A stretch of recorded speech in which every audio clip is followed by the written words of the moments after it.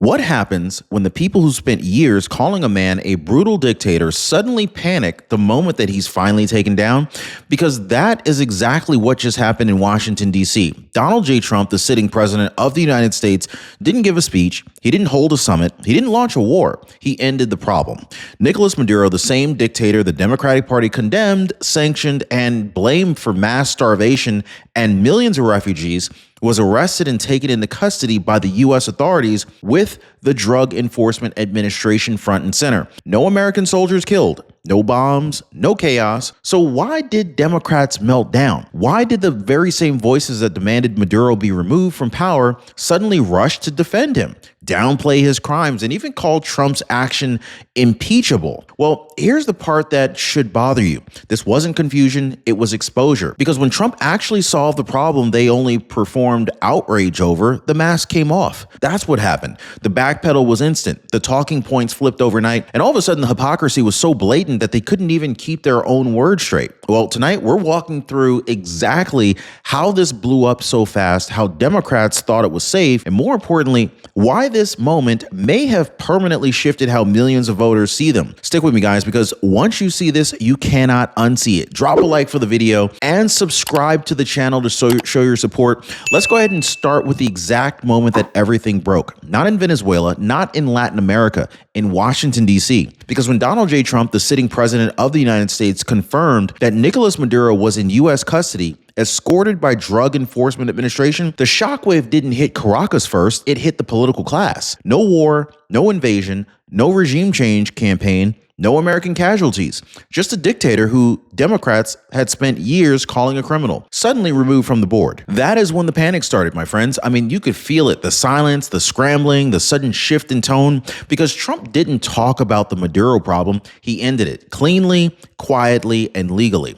And the second that happened, the Democratic Party didn't celebrate. They didn't say finally. They didn't say justice. They freaked out because they spent years calling Maduro a monster. And the second that Trump actually stopped him, they lost their ever-loving minds. Now, this is the part they want you to forget, but we're not letting them. Before Trump ever touched this, Democrats were on record saying Nicolas Maduro had to go. After Venezuela's stolen election, Democrats called Maduro illegitimate. They backed sanctions, they condemned his regime, they even blamed him for starvation, mass migration, and human rights abuses. Now, this wasn't a fringe opinion, it was the official line. They said that Maduro was a dictator. They said that he robbed Venezuelans of democracy. They said that his removal was absolutely necessary. Now, this matters because this is the baseline reality. This wasn't Trump inventing a new enemy. This wasn't a partisan target. This was a problem Democrats themselves defined very loudly and very clearly and repeatedly. So I want you to lock this in your mind, okay? This was their position first, which raises the only question that matters going forward. If Nicolas Maduro was so dangerous yesterday, then why did everything suddenly change the moment Trump actually did something about it? Now, here is where the narrative completely collapses for the Democratic Party, okay? Because Donald J. Trump, he didn't go and do what Washington usually does.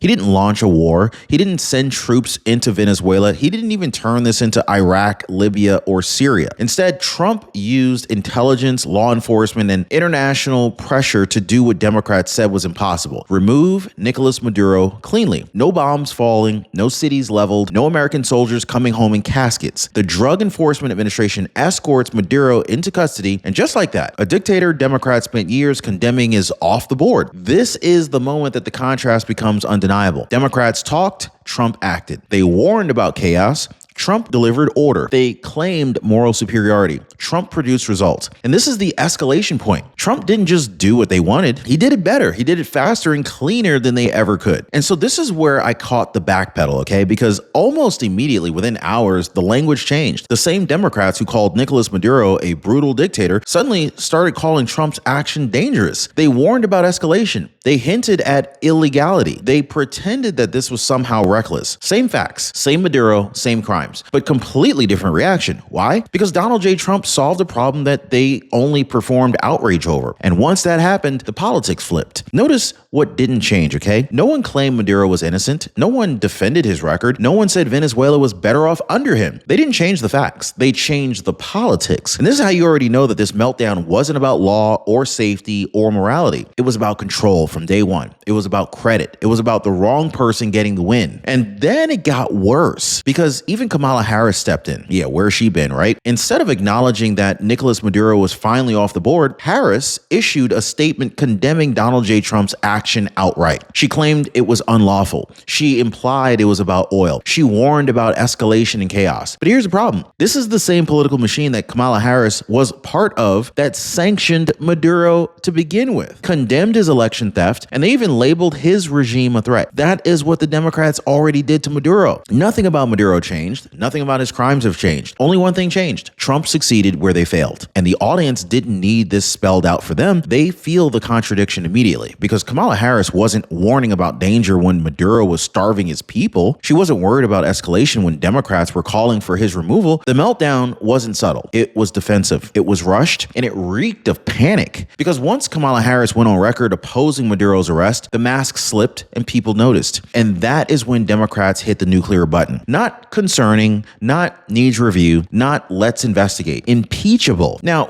within a single news cycle, far-left Democrats went from Maduro is a dictator to Trump must be impeached for stopping him. Now, I want you to think about that escalation, okay? No American casualties, no war authorization abused, no secret invasion, just the wrong president solving the problem. And impeachment wasn't about law. It was about punishment. It was about sending a message that Donald J. Trump is never allowed to be right, never allowed to win, and never allowed to succeed where they failed. They weaponized impeachment language the same way they weaponized outrage, instantly, reflexively, without even thinking through how insane it sounded to regular voters. Because the moment that they said impeachable, the public heard the truth. This wasn't about Maduro. This was about Trump. And this is where Marco Rubio blew this whole thing wide open. Because while Democrats were tripping over themselves trying to explain why stopping Nicolas Maduro was suddenly a bad thing, Rubio, he said what millions of people were already thinking. This double standard is obvious and it's insulting. Rubio didn't need polling. He didn't need a focus group. He understands something Washington elites forget. Hispanics know exactly what narco dictators do to countries. Florida isn't an abstract map color to Rubio. It's Venezuelans, Cubans, Colombians, people who live this stuff, people who lost homes, family, businesses, futures. So when Democrats suddenly pretended Maduro wasn't the monster that they themselves described for years, Rubio called it out for what it was: political cowardice, not confusion, not nuance, cowardice. And that is why this hit so hard, because Rubio gave voice to the gut reaction millions of voters had, the sense that Democrats were talking down to people who actually lived through this nightmare. And so this might be the most revealing contrast of the entire story. Now, on the one side, Venezuelans celebrating relief, tears, joy. The man who destroyed their country was finally gone. And on the other side, American activists, commentators, and politicians furious about it. Think about that inversion. The people who suffered under Nicolas Maduro, they were happy. The people who never lived it were outraged. Democrats didn't listen to Venezuelans. They lectured them. They didn't empathize. They corrected. They didn't reflect. They doubled down. And without showing a single clip, you could pretty much feel how insane that looks to regular people. This wasn't abstract policy. This was real pain, and Democrats chose ideology over empathy. And this is why this moment landed so hard, because voters instinctively know when something is upside down. And here, everything was upside down. And this didn't simmer. It exploded. And there's a reason for that. Virality isn't complicated when hypocrisy is this clean. Before, the Democratic Party says Maduro is a dictator who stole an election. After, Donald J. Trump removes Maduro without a war, and Democrats suddenly want to melt down. That's it. That is the contrast. You didn't need